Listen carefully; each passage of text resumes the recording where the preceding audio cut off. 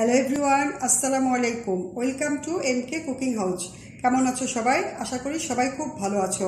আজ আমি তোমাদের সাথে শেয়ার করব ভীষণ মজার এবং পুষ্টিকর একটা জুস। এটা হচ্ছে ম্যাঙ্গো জুস, পাকা আমের জুস। তো এটা কিভাবে করতে হয় চলো দেখে নিই।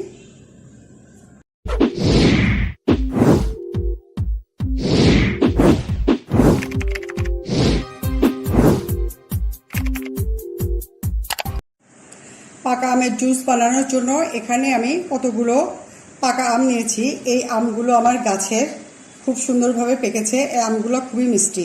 তো এখান থেকে আমি একটা আম নিয়ে ভালো করে ছিলে ছোট ছোট করে কেটে নিব। এখানে আমি একটা বড় সাইজের আম নিয়েছি, এটা এখন আমি ছিলে নিব। এটা একটা এরকম একটা কাটার দিয়ে আমি এটা ছিলে নিয়েছি। এখন আমি এটা ছোট ছোট পিস করে কেটে নিব। আমগুলো আমি ছোট ছোট পিস করে কেটে নিয়েছি। এখন আমি এটা একটা ব্লেন্ডারের জারে নিয়ে নিব। আমি পিসগুলো আমি ব্লেন্ডারের জারে দিয়ে নিচ্ছি। আমগুলো অনেক পাকা, কাটতেই অনেকটা গলে গেছে। এখন এটার মধ্যে আমি দিব সামান্য একটু পানি, কারণ আমের মধ্যেই জুস বের হবে। তারপরেও পানি দিচ্ছি, আর দিয়ে দিচ্ছি হাফ কাপ চিনি, আর দিচ্ছি সামান্য একটু লবণ। এখন এটা আমি ভালো করে ব্লেন্ড করে নিব। পাকা আমটা আমি ব্লেন্ড করে নিয়েছি। এখন আমি এটার ঢাকনাটা খুলে দেখছি। এই যে দেখো কি সুন্দর আমের জুস হয়েছে। এখন এটা আমি গ্লাসে সার্ভ করে দিব। এখন আমি গ্লাসে এটা সার্ভ করে দিচ্ছি। এটা অনেক ঘন হয়েছে।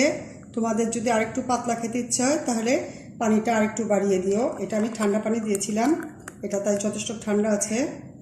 এটা আর বরফ দিচ্ছি না। এইভাবে এই যে তৈরি হয়ে গেল আমার পাকা আমের জুস। তো এটা তোমরা বাসায় অবশ্যই ট্রাই করো। ভালো লাগলে প্লিজ আমাকে লাইক দিও, কমেন্ট করো, বন্ধুদের সাথে শেয়ার করো।